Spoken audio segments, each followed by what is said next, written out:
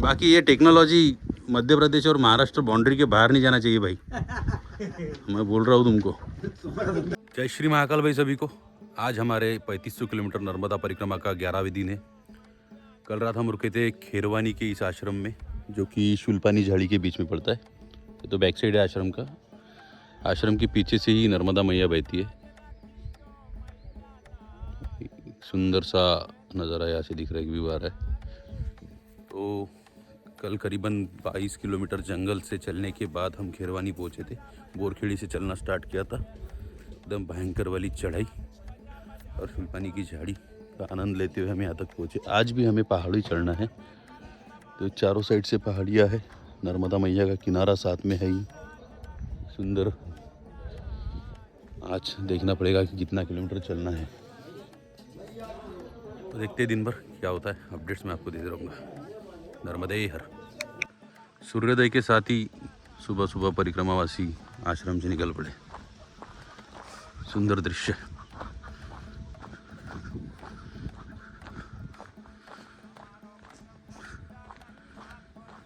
जो रात में आश्रम में यहाँ रुके थे, ये तो उनका घर है, उसके पीछे आश्रम था।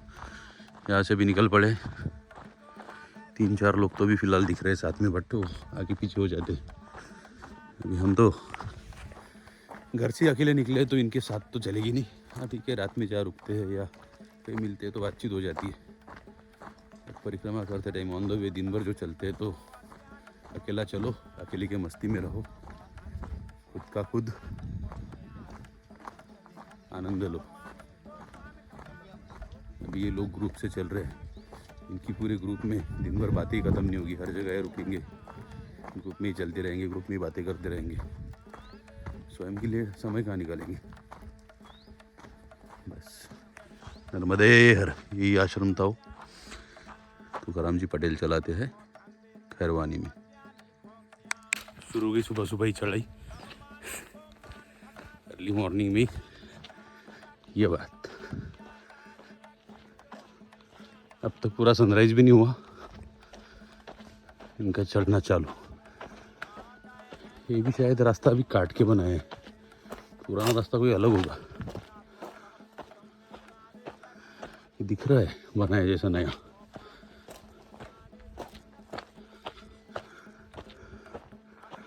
बट कंटिन्यूस आप चलते रहो चोटियों पे।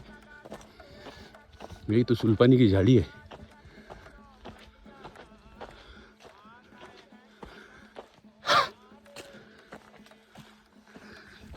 बढ़िया बढ़िया। सुबह के अभी 7 बजे ही पसीना आ रहा है, थकान तो है।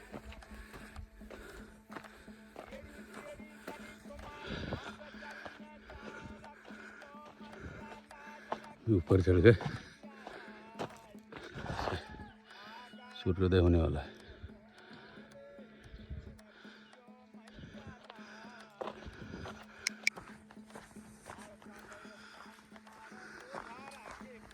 गेहूँ, सुबह सुबह की धूप, शानदार पहाड़ियाँ हैं, सूर्योदय हो रहा है।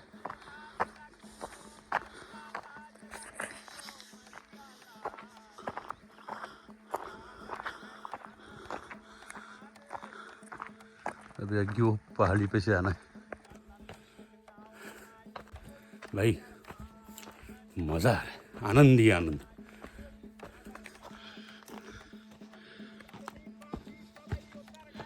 तो चढ़ते रहो, धूप खिल रही है पूरे पहाड़ों में, और यहाँ में छाँव में पसीना आ रहा है। चढ़ने में काफ़ी मुश्किल हो जाता है पैरों में, और ऊपर से बैग, उसका भी वेट। सूर्यदेव अभी प्रकोप करेंगे थोड़ी देर में। अभी तो इसके ऊपर और चढ़ना है। कुछ परिक्रमावासी चढ़ रहे उधर से। शुल्पानी की झाड़ी, ये खतरनाक पहाड़, वो नीचे से हम आए नदी के पास से, ये आगे चल रहे हैं एजेस में। नीचे और खाइए पहाड़ पर भी हमारे है। वहाँ से चढ़ते हुए यहाँ तक अभी तो और चढ़ना है ना, चोटियाँ कम हुई ना रास्ता ख़त्म होने वाला है। अभी सुना था 3500 पूरा पहाड़ काट के एक सड़क बना दी बीच में से। अभी ऊपर से उतरने के बाद टार रोड लगा है, पहाड़ नहीं उतरता है सीधा। नर्मदे हर मंदिर भी बना रखा है।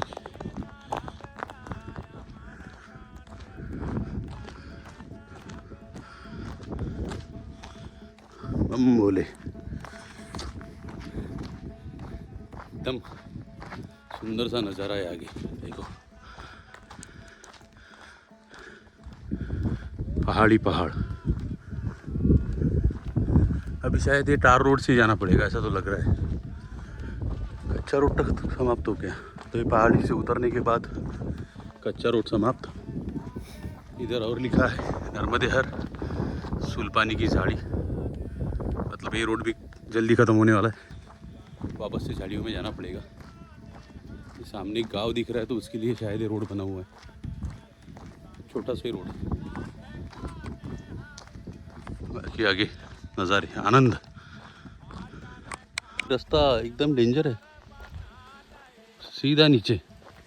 वहाँ ऊपर से मैं आया, रास्ता नीचे मतलब पहले इतना ऊपर चढ़ो, वहाँ से फिर ये टार रोड पे उतरो, फिर चलो, फिर अभी एकदम नीचे जाओ। एकदम नीचे जाने का मतलब तो ये है कि ये पूरा नीचे उतार के तो सामने वाले पहाड़ी पे चढ़ा देने वाला है। यह रास्ता सेहत के लिए हानिकारक है ये कुछ 2 पल का आनंद देगा, उतरी है मतलब उतरते रहो फिर तो ये बुरा फंसाएगा। चढ़ना ही चढ़ना है आगे 100%, इसका वही लग रहा है, कंटिन्यूस नीचे जा रहा है। आगे सेमलेट नाम से एक गांव का बोर्ड लगा है, ये बुक में भी है, परिक्रमा की बुक में। खेरवानी से अराउंड 7-8 किलोमीटर पे सेमलेट है, जो कि बुक में लिया गया है।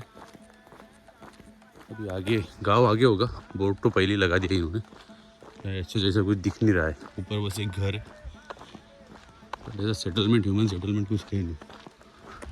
आगे होगा गांव, देखते हैं। वहाँ भी कुछ आश्रम है, मिलते हैं आश्रम के लोगों से, बातचीत करते हैं, देखते हैं। नर्मदे है फाइनली सेमलेट गांव के आश्रम में पहुंच चुके हैं। बोर्ड करीबन 1.5 किलोमीटर दूर था, आश्रम में है। सुंदर सा बरगद का पेड़, सामने में आश्रम, ये पूरा ये और ये आश्रम का एरिया। यहाँ पे शूलपानेश्वर महादेव, शूलपानेश्वर महादेव यहाँ पे है, इसलिए शूलपानी की झाड़ी से बोला जाता है शायद, ये शूलपानेश्वर महादेव है। बाकी यहाँ पे आश्रम है, कुछ इन्फॉर्मेशन की जानकारी। नर्मदे हर जय मां कल्याणी, शूलपानी की झाड़ी, ग्राम सेमलेट, पगडंडी मार्ग, यहाँ से भादल 7 किलोमीटर। ओके, अव्रत आश्रम है, मतलब आपको यहाँ निवास की व्यवस्था मिलेगी, विश्राम आप कर सकते हो, राशन पानी दिया जाएगा, खुद ही आप पीछे बनाइए अपना भोजन, खुद ही ग्रहण कीजिए। इसे बोलते हैं सदाव्रत आश्रम। सदाव्रत में आपको भोजन ऐसा रेडीमेड नहीं मिलेगा, खुद का खुद बनाकर खाना होगा। ऐसे ऐसे रास्ते हैं शूलपानी के, ये पूरा पत्थर वाला है, और उतारी नीचे उतरते रहो, चढ़ते रहो, उतरते रहो।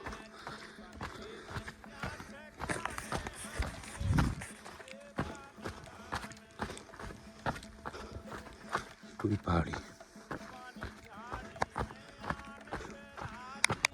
नर्मदे हर, चलो दौड़ लगाते उतारी पे।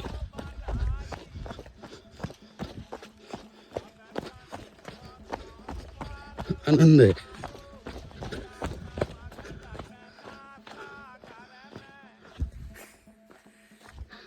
आनंद ही आनंद।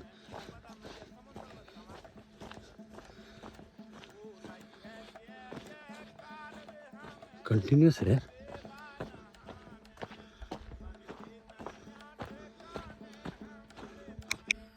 अभी पूरी सूखी हुई नदी में से परिक्रमा मार्ग बना हुआ है।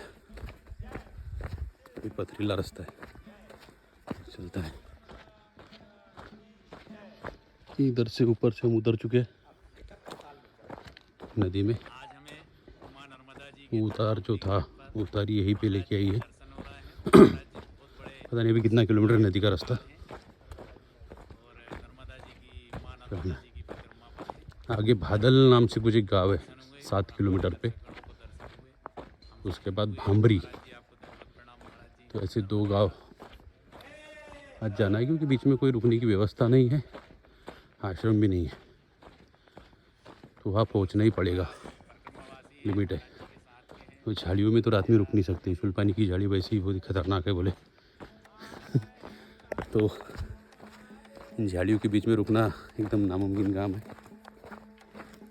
तब सब लोग सलाह देते कि ना रुके, इसीलिए वो आश्रम बने हुए हैं, आश्रम में ही जाके रुकना है और वहाँ तक पहुँचना ही पड़ेगा इन टाइम 5 बजे के पहले। देखते हैं अभी क्या होता है। नदी में सामने वाटरफॉल भी था, काफ़ी अच्छा, डेप्थ अच्छी है। रेनी सीजन में तो मज़े ही मज़े होंगे वाटरफॉल के।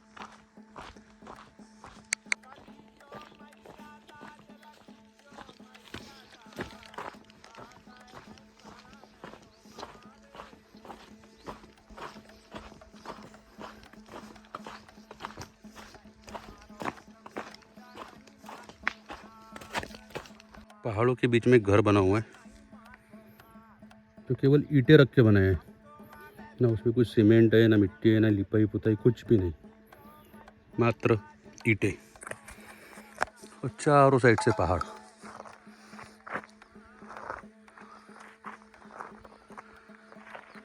अकेला घर, एक साइड में झुग्गी, बस। अभी ये रास्ता वहाँ से उधर जाएगा, वहाँ कुछ परिक्रमावासी दिख रहे हैं, सामने चल रहे। मतलब ये यहाँ से घूमते हुए ऊपर से ऐसा ऐसा ऐसा वहाँ पे। बढ़िया। फिर इधर यहाँ पे भी 2 मार्ग लिखे हुए हैं। एक तो सीधा जाएगा पहाड़ी से, ऊपर से अगर पगडंडी है 1 किलोमीटर, वो जो रोड दिख रही है वहाँ से। इधर से अगर जाते हैं तो 2 किलोमीटर। तो हमें क्या इधर से आ रहे हैं तो हम 2 किलोमीटर क्यों जाएंगे, हम 1 ही किलोमीटर जाएंगे। वो ऊपर चढ़ते हुए नर्मदे है। ये वाला रास्ता हमने अपनाया है क्योंकि इजी हमको अच्छा नहीं लगता।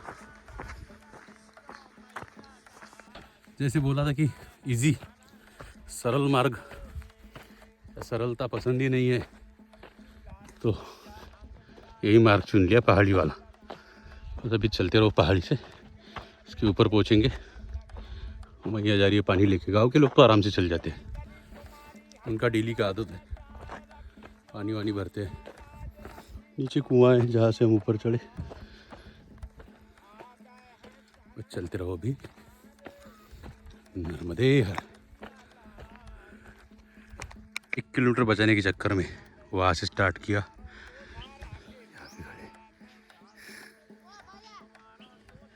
बच गया 1 किलोमीटर। हाँ, भयंकर था भैया, भयंकर था। खड़ी चढ़ाई है, कठिन रास्ते से चढ़ के हम डायरेक्ट यहाँ पहुँच गए। और जो 2 परिक्रमावासी पहले दिखे थे वो अभी भी उधर चल रहे।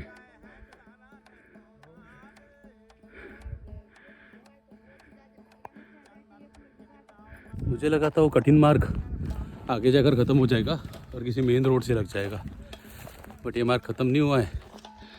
आगे यहाँ से ऊपर और चढ़ना है। उसके आगे जो चोटी दिख रही है ना, पोल दिख रहे, उधर भी तक चढ़ना है।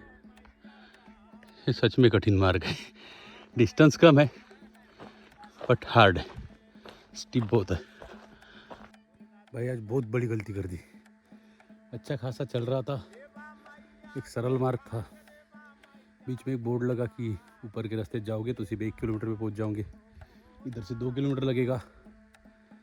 तो हमने 1 किलोमीटर वाला मार्ग अपना लिया।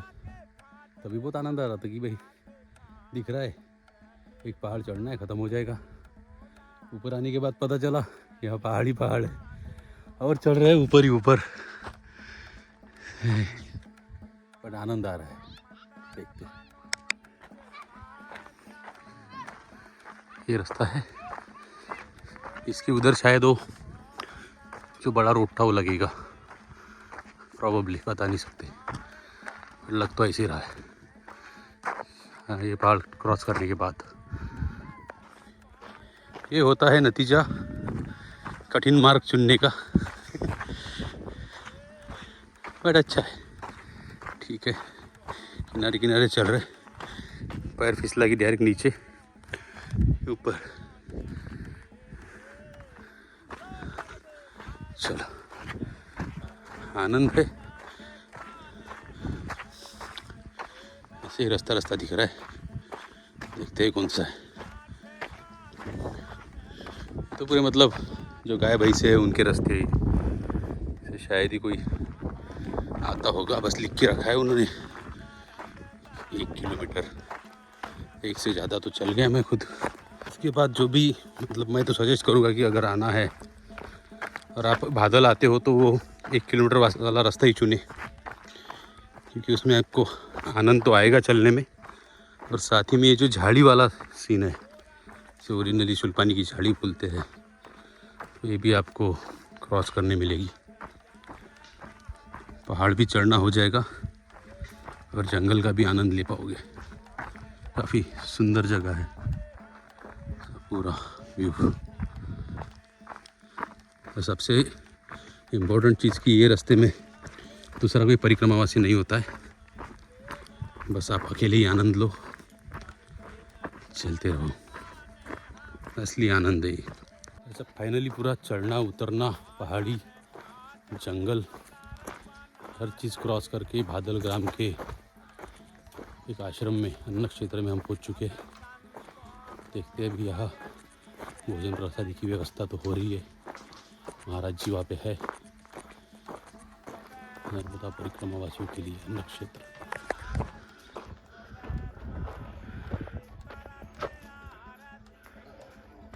नर्मदे हर महाराज जी। प्रभु जी भादल आश्रम में भोजन बनाते हुए, भादल गांव में भोजन प्रसादी।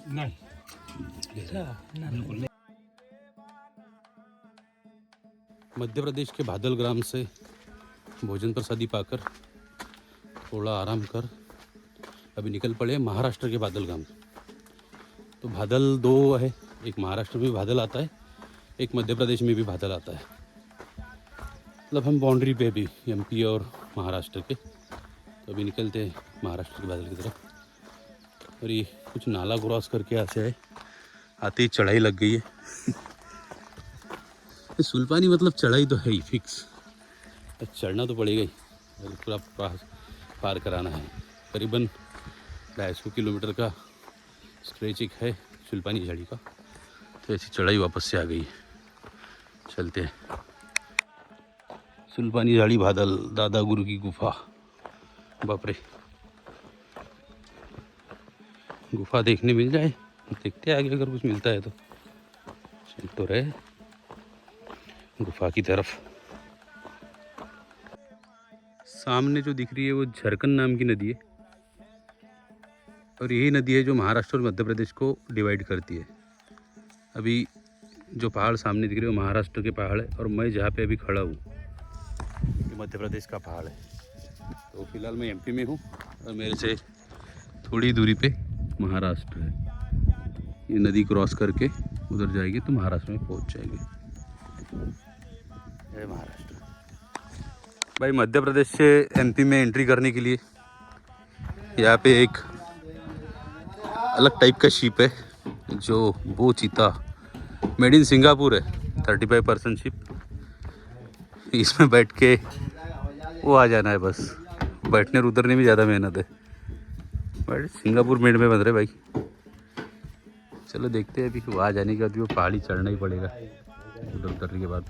मेड इन सिंगापुर का जो नाव है जिसमें हम बैठे अभी, उसका इंजन देख लो एक बार। मतलब एक रोप वो साइड में बांध के रखी है और ये भाई उसको खींच रहा है।